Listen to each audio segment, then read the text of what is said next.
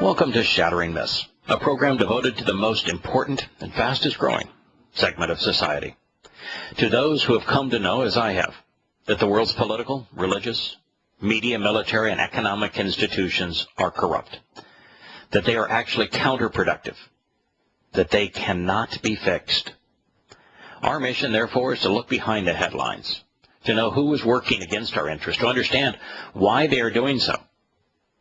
Because exposing and condemning errant and treacherous schemes isn't the least bit hateful. It's the most compassionate thing we can do. In our concluding hour, we're going to use evidence and reason to explore the Torah, which permeates all of Yahowah's writings, because Torah means teaching, not law. And it introduces us to his liberating and empowering covenant. It provides the only reliable answer for you and your family.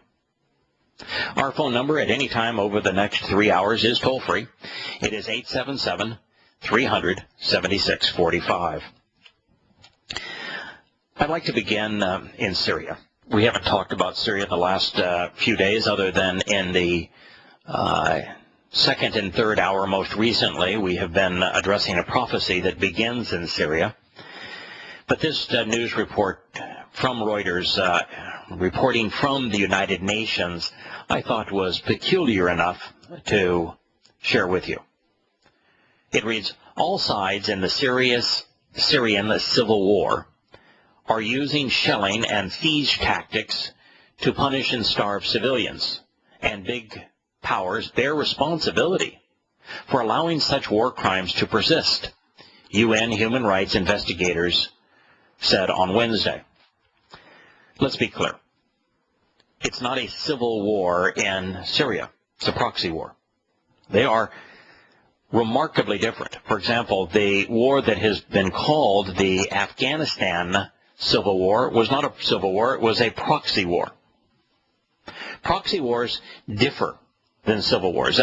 Another good example would be Vietnam. Vietnam was a proxy war, not a civil war. Now, there are some civil war aspects to a proxy war, and they very often take some shadings of civil war. But a proxy war is one where powers and influence outside of that country are mostly to blame for the fighting that is taking place.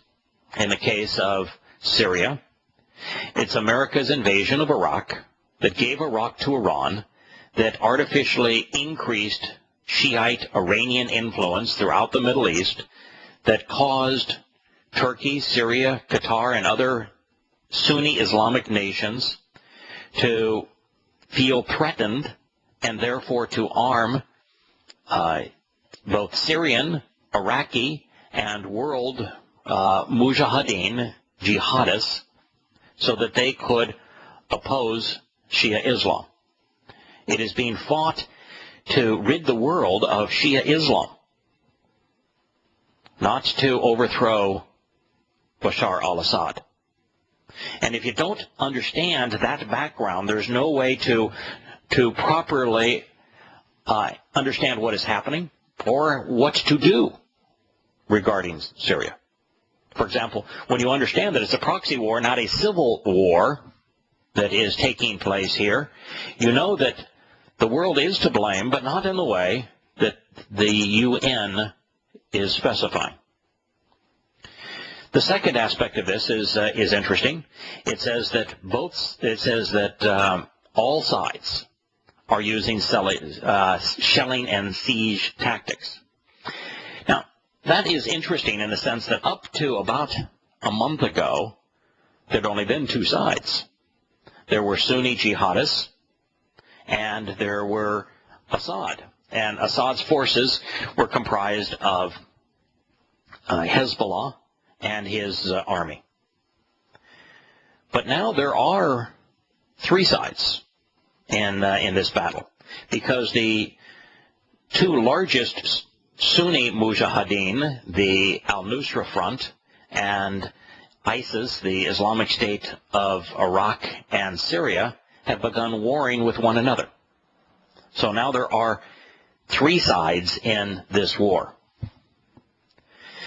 But it does correctly reflect the fact that each of them is willing to shell and use siege tactics to punish and starve civilians. They are terrorists after all.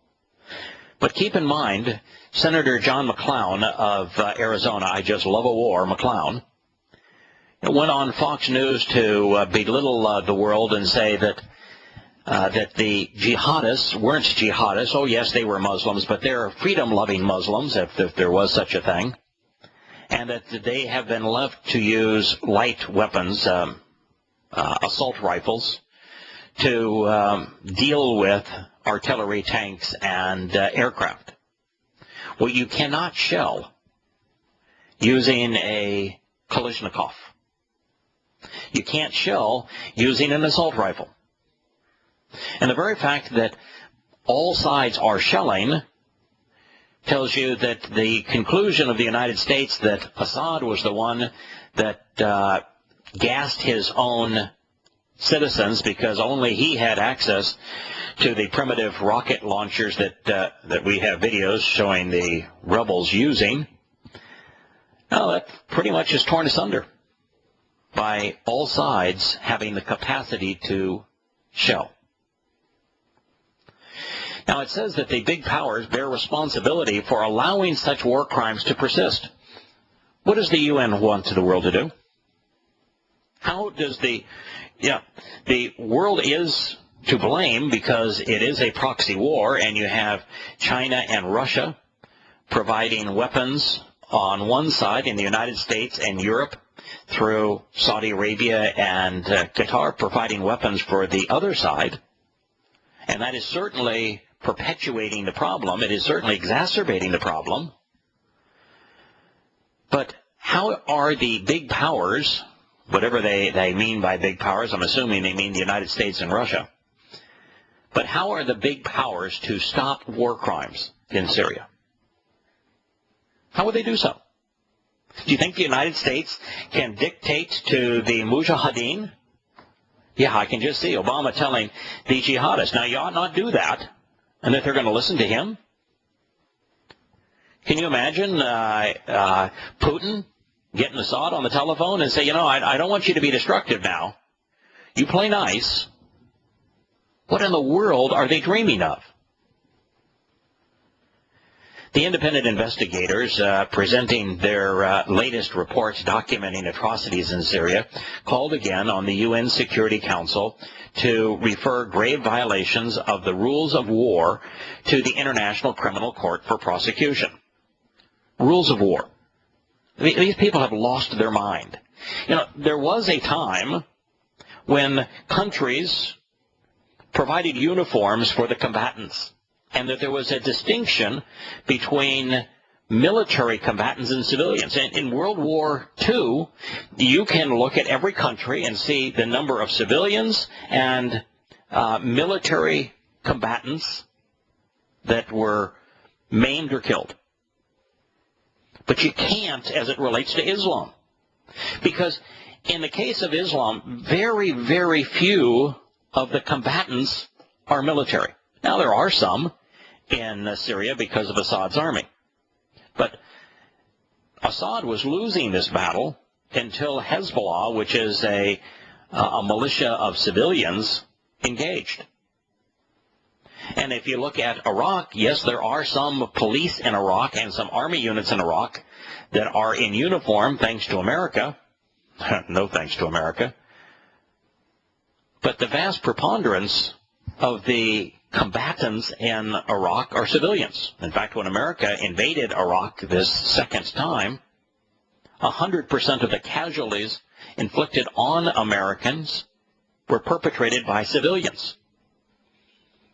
So this is not the kind of thing that you can refer to as a war crime or a war tribunal. This is not nations fighting nations. This is not armies engaged in the rules of warfare. These are jihadists. These are terrorists. These are mujahideen. These are civilian militias that are going after one another. The Security Council bears responsibility, this quote says, for not addressing accountability and allowing the warring parties to violate these rules with impunity. So you think that a mujahideen, the leader of al-Nusra Front, which, by the way, we don't even have a picture of. We think we may know a name, but we don't know if that's really his name. No one has, one person I guess has interviewed him, but there really was no proof even then that he was who he said he was. And we don't even know what the command and control structure is, if there is a command and control structure of al-Nusra Front or of ISIS. And it's not that clean. It's not just that there are two gangs of jihadists trying to overthrow Assad and establish a Sunni caliphate in Syria. There are probably 100 different jihadi organizations there. And so who is going to talk to them? I mean, how would you even fathom the idea that these folks are going to listen to the United Nations? I mean, these people are so full of their own hubris to think that the United Nations is somehow has an influence in what terrorists, jihadists, Islamic mujahideen are going to do. These folks only listen to one source. One. And it's not the United States. It's not Russia. It's not Saudi Arabia. It's not Qatar. It's not Iran. It's not the Syrian government. It's not the United Nations. It's the Quran. That's all they listen to. And so unless you can rewrite the Quran that says that this is how wars are to be fought, when Allah was pretty specific about how he wanted Muslims to fight, which is to use all manner of deception, which is to emphasize terrorism, which is to use every weapon available, which is to break treaties, which is to be so savage that no one would dare stand up to Islam and that all would submit.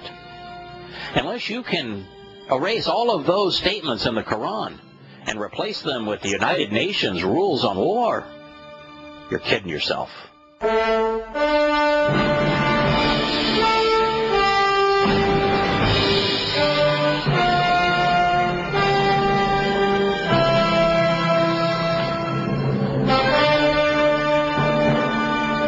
Welcome back to Shattering Myths.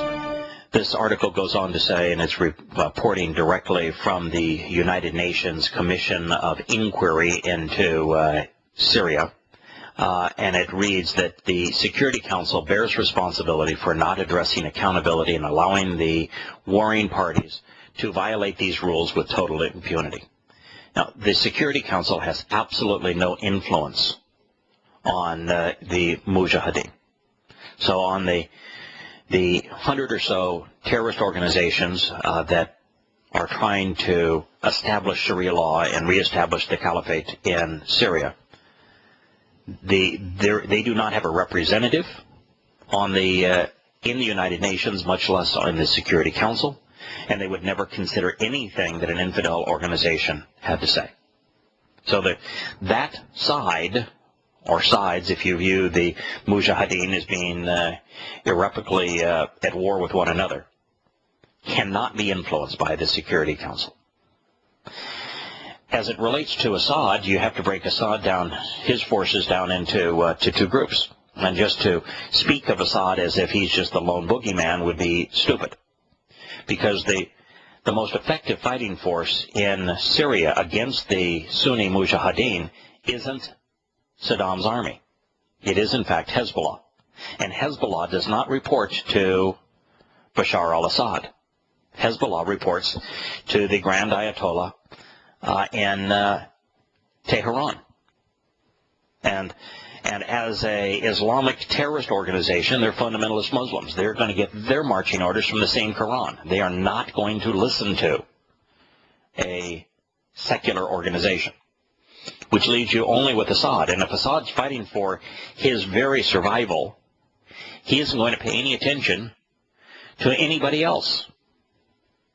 So this is just so full of hubris that those in the United Nations think they are so important and that their rules prevail. It's kind of like the United States, where socialist secular humanism and political correctness has become the national religion, and you can practice any religion you want so long as it doesn't in any way, shape, or form conflict with the imposition of political correctness and socialist secular humanism. Well, the same thing is with the United Nations. They think that they are the de facto dictator of morality in the world. They even have a morality for fighting wars, as if the participants in this conflict could give two hoots about them. Quote, one of the stark trends we have documented is the use of siege warfare, the denial of humanitarian aid. Food and basic necessities such as medical care and clean water have forced people to choose between surrender and starvation. That's the purpose. I mean, that is the only way that Muslims know how to fight. Muslims do not have the capacity to fight any other way. And nations that do have the capacity typically choose this route.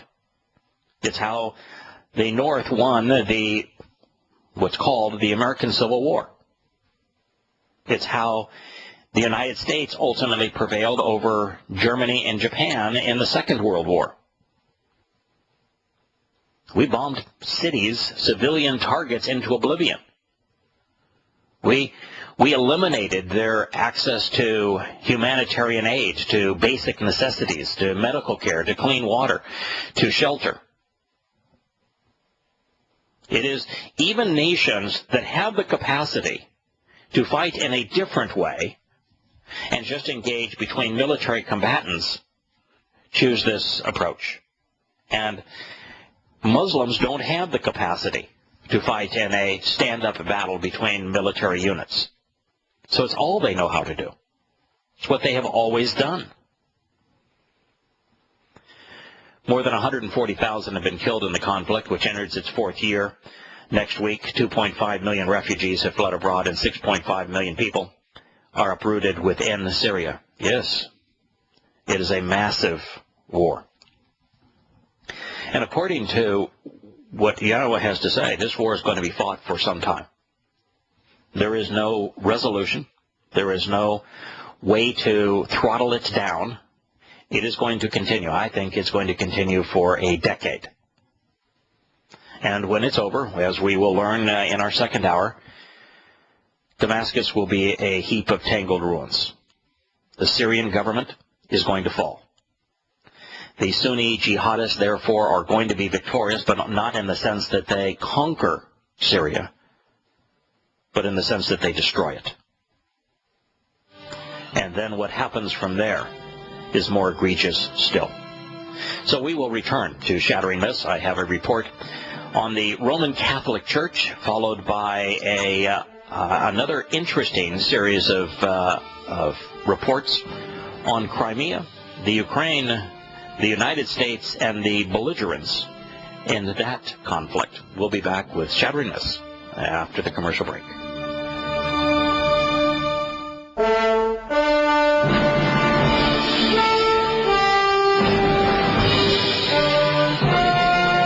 To Shattering Myths. Yesterday, I criticized Hillary Rodham Clinton for making the comparison between Crimea and Czechoslovakia as it relates to her speech in Long Beach, where she compared Putin to Adolf Hitler, and made it quite clear that to compare the two is ludicrous.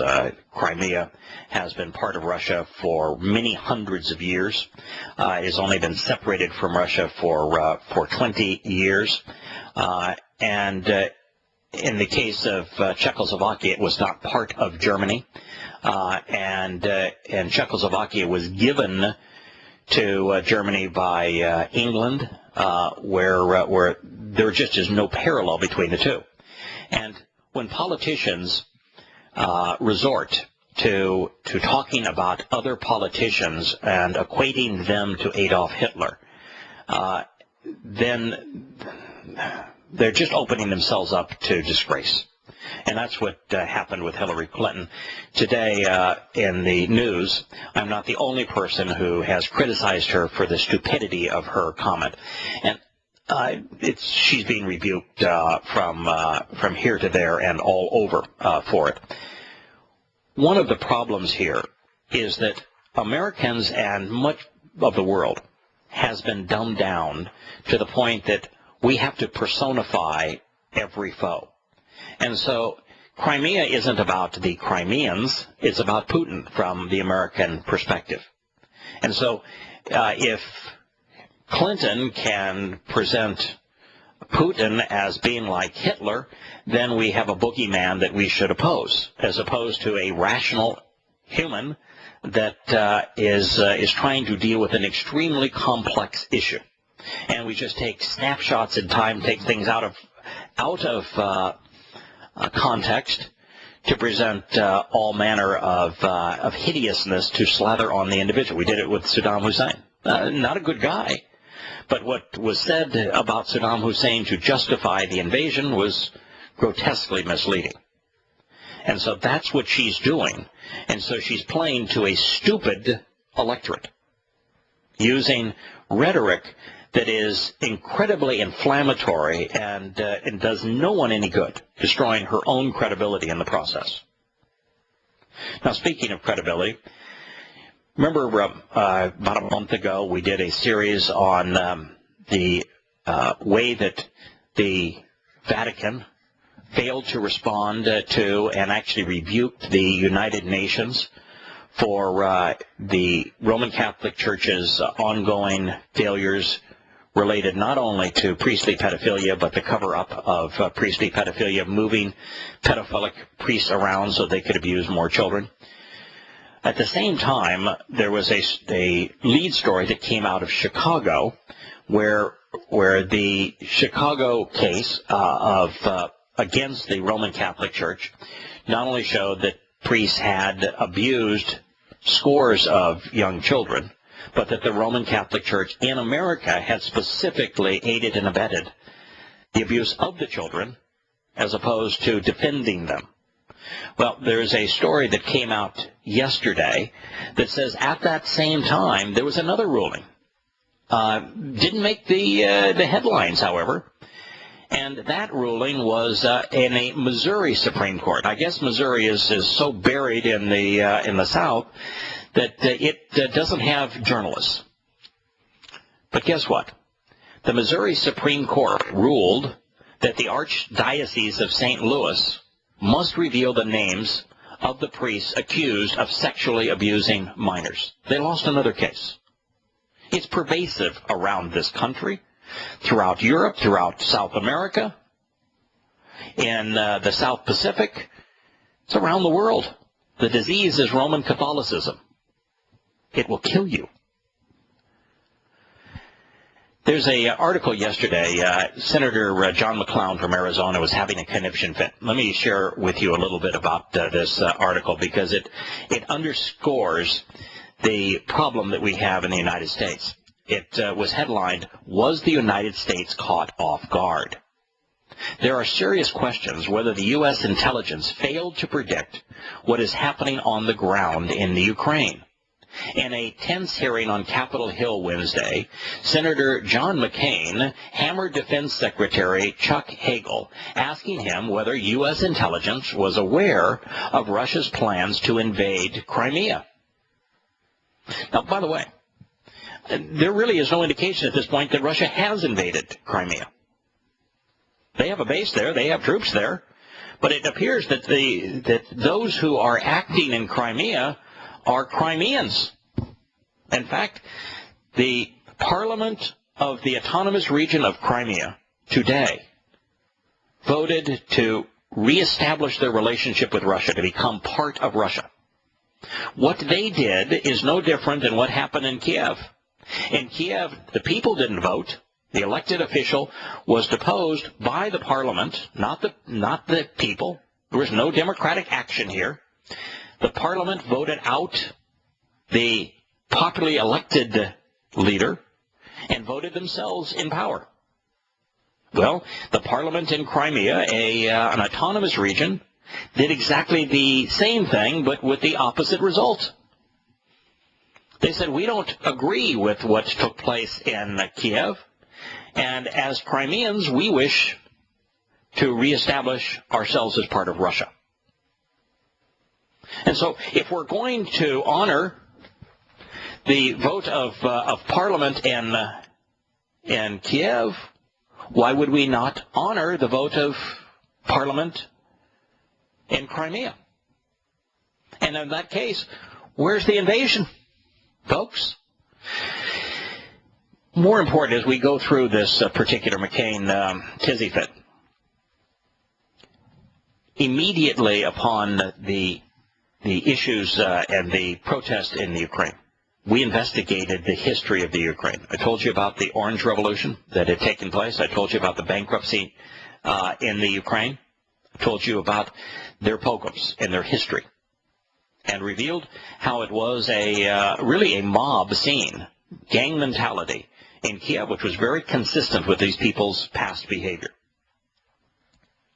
And then we took time to look at the ethnic diversity of the Ukraine and figured out that the area around Kiev is mostly ethnic Ukrainians, but if you move to the eastern part of the Ukraine and the southern part of the Ukraine, you get to a percentage of about 40% Russians.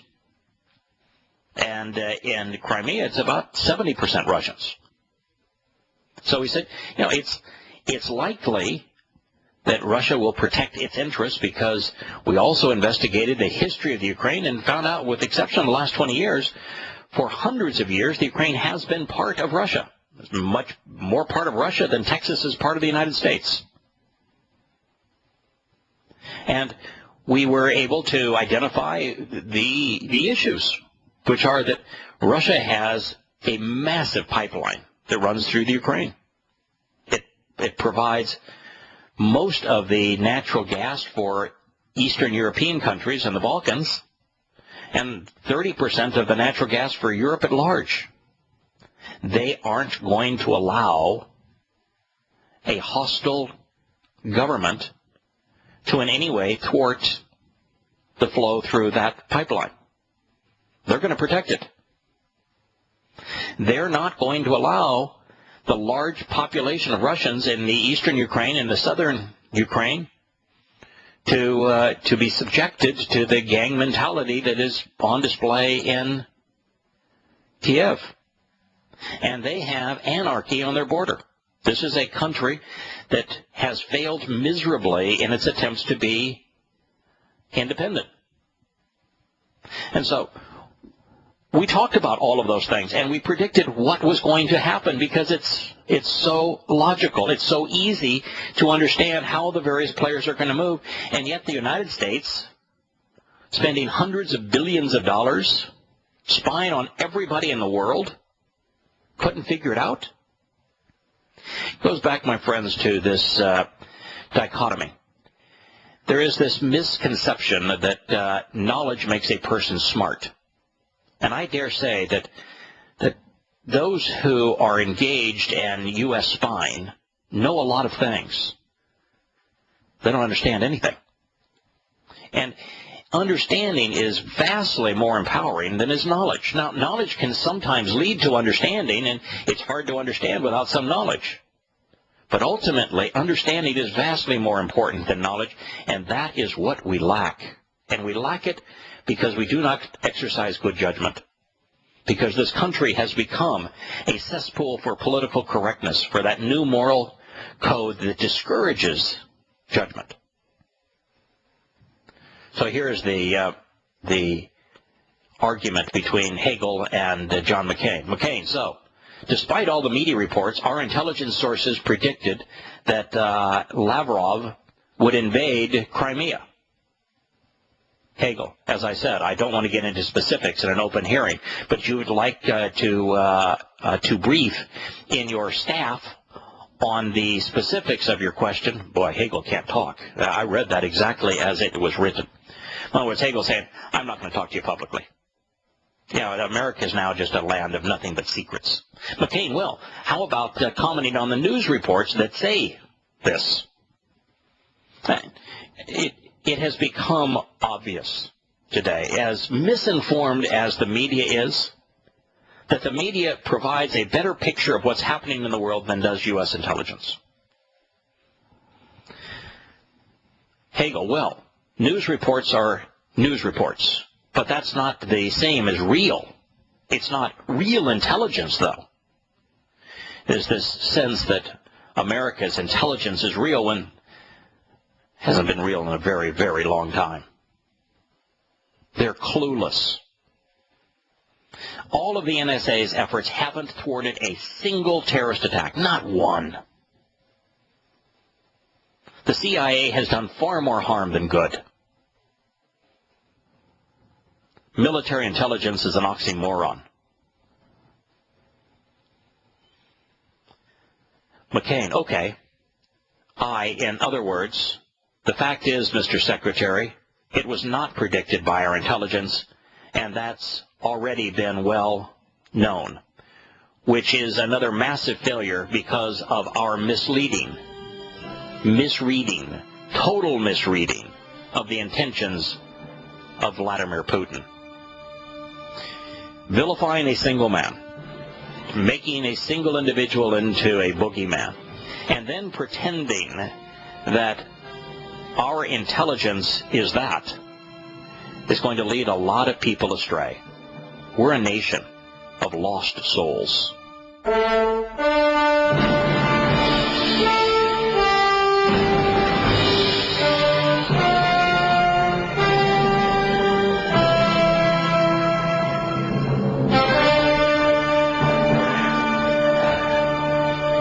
It's amazing that we just are blind to what's happening in Crimea. Reuters is reporting, holed up in their bases. Ukraine's besieged servicemen and Russians surrounding them in Crimea are locked in a standoff that at times is tense and at others is surreal.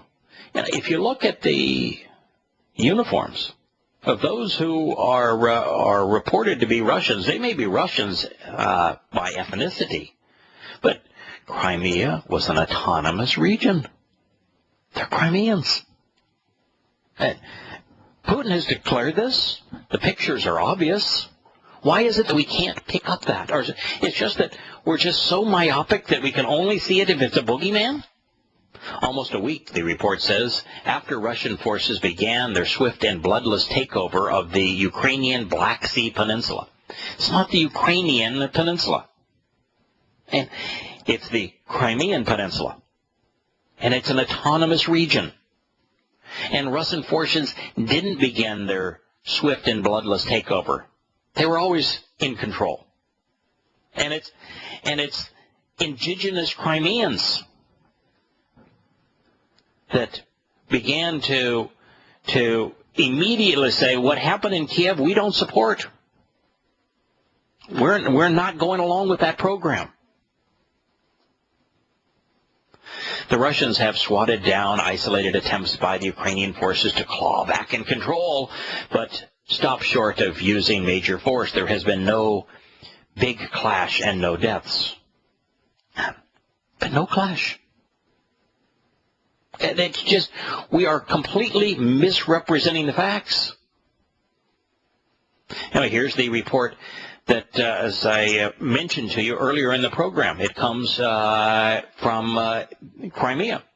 And I want to tell you that I had to dig to find this. And I have 20 of the world's leading news feeds on my homepage. I use a proto page for those who are interested. And I have a proto page account called Shattering Myths. And on it, I've got 20 of the world's largest news feeds. And each of them present 8 of their top 8 stories. And it includes Reuters, the Washington Post, the BBC, Fox News, the International Tribune, CNN, the New York Times, the Los Angeles Times, goes on and on. Largest news gathering agencies in the world. None of them even had the story that I'm going to share with you. This was buried under Yahoo. It reads, Crimea's parliament voted to join Russia. on Thursday, that's today, and its Moscow-backed government set a referendum on the decision in 10 days' time, and a dramatic escalation in the crisis over the Ukrainian Black Sea Peninsula. Why not call it what it is? It's the Crimean Peninsula. It's been the Crimean Peninsula for centuries. And those in the Crimean Peninsula, an autonomous region, have a parliament. That's what you have if you're in a autonomous region. And they voted to rejoin Russia. Why not just say it that way? Why doesn't everyone say it that way? Or are we afraid to say it that way because it won't sound patriotic, because it makes our government look foolish? Why is it that we would wallow all over ourselves and provide $1 billion and risk exacerbating Russia and this relationship to the point that we start a world war because a few thousand belligerents in Kiev shooed the popularly elected leader out of town in a coup, and that parliament voted themselves a new leader. Well, they did exactly the same thing in the Crimean Peninsula. Why would you honor one and say the other is illegitimate? The sudden acceleration of moves to bring Crimea, which has an ethnic Russian majority, about 70%, has effectively been seized by Russian forces, which is not true. Formerly under Moscow's rule, came as European Union leaders held an emergency summit, groping for ways to pressure Russia back down and accept mediation. Mediation for what? The people have voted. That's what they want. Why not honor it? Why not view the Ukraine as it has been for hundreds of years as part of Russia? It has completely failed in its attempt to be independent. The Ukraine and the world, all of the Ukraine and the world, are better off if they're reincorporated back into Russia. They will be nothing but a parasite on the West. We cannot afford them. The first play in this game is $35 billion, which will be squandered in a year. Why can't we think our way through this?